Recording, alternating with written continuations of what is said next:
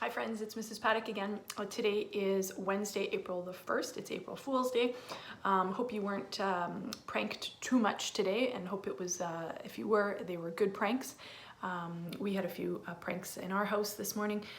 The best one was we froze Frankie and Johnny's cereal this morning. We did it last night, cereal with milk and spoon, so that when they went to eat it, they couldn't, it was frozen. So that was pretty funny. Hope you had a good April Fool's. It's very cold outside. I don't know if you actually got out and enjoyed a little bit of fresh air, but it was quite windy and it does feel a little bit like snow is gonna come. It's too bad. I have a story for us though. It's another Curious George one, and it's Curious George Flies a Kite. It's by Margaret and H.A. Ray. Hope you enjoyed it. It is a little bit long, so hope you enjoy it. This is George, and he lives in the house of the man with the yellow hat. George is a little monkey, and all monkeys are curious, but no monkey is as curious as George. That is why his name is Curious George. I have to go out now, said the man with the yellow hat. Be a good little monkey till I come back. Have fun and play with your new ball, but do not be too curious. The man went out. It was a lot of fun for George to play with his new ball. The ball went up and George went up. The ball went down and George went down. George could do lots of tricks with his ball too. This was one of the tricks. He could get up on the ball like this, or do it this way with his head down. This was another trick George could do. He could hold the ball on his head like this. Look, no hands. What a good trick. But where did the ball go? George ran after it. The ball had gone into another room. There was a big window in the room. George liked to look out that window. He could see a lot from there. He let the ball go and he looked out. George could see Bill on his bike and the lake with a boat on it. George could see a big house in a little garden and a little house in a big garden. The big house was the house where Bill lived. But who lived in the little house? So this is the little house he's talking about. Okay. George was curious. Who could live in a house that was so little? George had to find out, so he went to the big garden. The garden had a high wall, but not too high for a monkey. George got up on the wall. All he had to do now was jump down. So George jumped down into the big garden. Now he could take a good look at the little house. And what did he see? Well, he saw a big white bunny and lots of little bunnies. George looked and looked and looked. Bunnies were something new to him. How funny they were. The big bunny was Mother Bunny. She was as big as George. But the little bunnies, oh, they were so little that George could hold one of them in his hand. And that is exactly what he wanted to do. But how could he get a bunny out of that house? A house has to have a door to get in and out. But where was the door to the bunny house? Oh, there it was. George put his hand in and he took out a baby bunny. What fun it was to hold a baby bunny, and the bunny, it didn't seem to mind. It just sat in his hand. One ear was up and one ear was down, and it looked at George, and George looked back at it. Now he and the bunny could play in the garden. They could play a game. They could play Get the Bunny, and George would let the bunny hop away, and then he would run after it and get it back.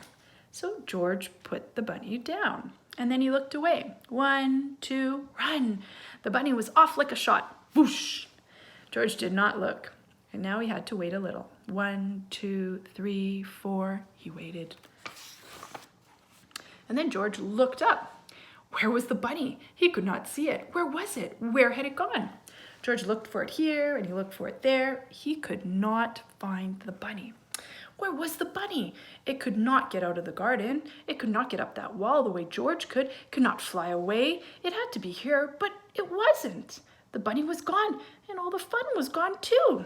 Oh dear, George is feeling a little bad now. George sat down. He had been a bad little monkey. Why was he so curious? Why did he let that bunny go? Now he could not put it back in the bunny house where it could be with his Mother Bunny. Mother Bunny! George looked up. Why, that was it. Mother Bunny could help him. So George got up and he had to have some string. Maybe there was some in the garden. Yep, there was string there. And it was a good one too. George took the string and he went back to the bunny house. Mother Bunny was at the door. George let her out, but this time he was smart. He put the string on her. And Mother Bunny knew exactly what to do. Away she went, with her head down and her ears up. All George could do, though, was hold on to the string and run after her. And then Mother Bunny sat down, and she saw something. And George saw it too. It was something white, and it looked like a tail. It looked like the tail of a baby bunny. And that's exactly what it was. But where was the rest of the bunny? Well, it was down in a hole. A bunny likes to dig a hole, and then it likes to go down and live in it. But this bunny, it was too little to live in a hole. It should live in a bunny house. So George got hold of the little white tail and pulled the baby bunny out. Boop. Then they all ran back to the bunny house, and George did not have to put a string on the baby bunny. It ran after its mother all the way home. George took the string off the mother bunny and helped them back into the house. Then Mother Bunny and all the little bunnies, they lay down to sleep, and George looked at them. It was good to see the baby bunny back where it should be, and now George would go back to where he should be. When he came to the wall, he could see something funny in back of it. George got up on the wall to find out what it was. You can see there's this kind of, looks like a stick, eh? And that's exactly what he saw. He saw a long string on a long stick, and there was a big man who had the long stick in his hand. What could the man with the stick that long be doing? George was curious. The man was on his way to the lake, and soon George was on his way to the lake too, because he was following that man. The man took a hook out of his box, and he put it on a string, and then put something on the hook. Then the man let the string down into the water, and he waited. Now George knew the string on the stick was to fish with. That's awesome.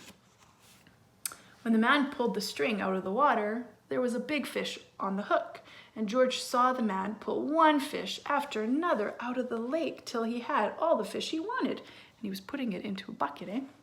Oh, what fun it must be to fish. Well, George, he wanted to fish too. He had his string. All he needed was a stick, and he knew where to get that, so George ran home as fast as he could. And in the kitchen, he took the mop off the kitchen wall. The mop would make a good stick, and now George had a string and the stick. He was all set to fish. Or was he? Not yet. George had to have a hook, and on the hook something that the fish would like to eat. Well, fish would like cake, right? And George knew where to find some, but where could he get a hook? Well, there was a hook for the mop on the kitchen wall. It would have to come out. With the hook on the string and the string on the stick and the cake in the box in his hand, George went back to the lake. George sat down. He put some cake on the hook and he let the line down into the water. Now he had to wait, just as the man had waited. George was curious. The fish were curious too. All kinds of fish came to look at the line. Big fish and little fish and fat fish and thin fish and red fish and yellow fish and blue fish.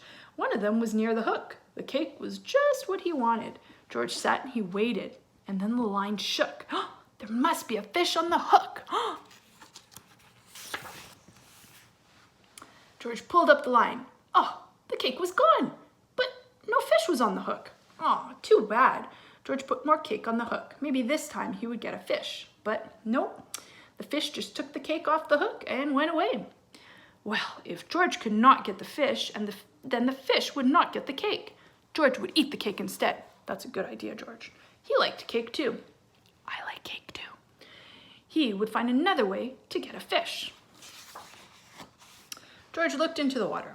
That big red one there, that one right there, oh, it was so near. Maybe he could get it. Oh, if he reached with his hands. Oh, George got down as low as he could and he put out his hand. Oh, think he's gonna get it? Splash! Into the lake he went. The water was cold and wet, and George was cold and wet too. This was no fun at all. Oh my goodness, poor George. When he came out of the water, Bill was there with his kite. My, oh my, you are wet, Bill said. I saw you fall in, so I came to help you get out. Too bad you did not get a fish, but it is good the fish did not get you. Now I can show you how high my kite can fly, Bill went on. Bill put his bike up near the tree, and then they ran off.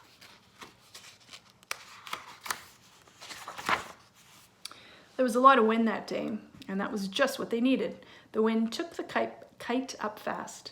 George was too little to hold on in this kind of wind. A kite that big could fly away with him, so Bill had to hold on to it. George saw the kite go up and up and up. Wow, what fun it was to fly a kite! They let the kite fly for a long time till Bill said, "I will get the kite down now. I must go home, and you should too." But when Bill pulled the string in, the kite got into the top of a high tree. It's stuck, isn't it? Bill could not get it down. "Oh, my fine new kite. Oh, I cannot let go of it. I must have it back," Bill said. "But the tree, it's too high for me." Oh. But no tree was too high for George. So he went up to the top in no time. Can you see him kind of climbing up the tree? My goodness. Then little by little, he got the string out of the tree. And down he came with the kite, and he gave it back to Bill. "Thank you, George. Thanks a lot," Bill said. "I'm so happy to have my kite back. Now you may have a ride home on my bike. I will run back to the lake and get it. You will wait here for me with the kite, but do not let it fly away." George looked at the kite, and then he looked at the string in his hand. He knew he could not fly the kite in this wind, but maybe he could let it go up just a little bit. George was curious. He let the string go a little, and then a little more, and then a little more, and then a little more. When Bill came back, there was no kite and there was no George. "George," he called, "where are you?" And then he looked up, and there they were, way up in the sky. Look at them. Look at George way up in the sky with the kite. Oh my goodness. Bill had to get help fast. He would go to the man with the yellow hat. The man would know what to do. "George is not here," said the man with the yellow hat when Bill came. "Have you seen him?" "Oh, yeah. George and my kite are up in the sky near the lake," Bill shouted. "I came too." But the man did not wait to hear any more. He ran to his car and he jumped in. "I will get him back," he said. "I must get George back." All this time, the wind took the kite up and George with it. It was fun to fly about in the sky, but when George looked down, the fun was gone. He was up so high that all the big houses looked like little houses, like the bunny houses. George did not like it a bit. He wanted to get down, but how? Not even a monkey can jump from the sky. George was scared. What if he never got back? Maybe he would fly on and on and on. Oh, he would never be so curious again. If just this one time he could find a way to get home.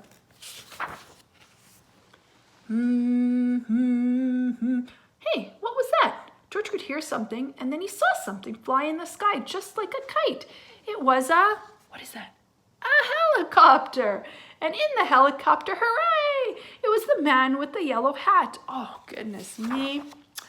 Down from the helicopter came a long line. George got hold of it, and the man with the yellow hat pulled him up. George held on to that kite, for he had to give it back to Bill. "I'm so happy to have you back, George," said the man with the yellow hat. "I was scared, and you must have been scared too. I know you will not want to fly a kite again for a long, long time. You must give it back to Bill when we get home."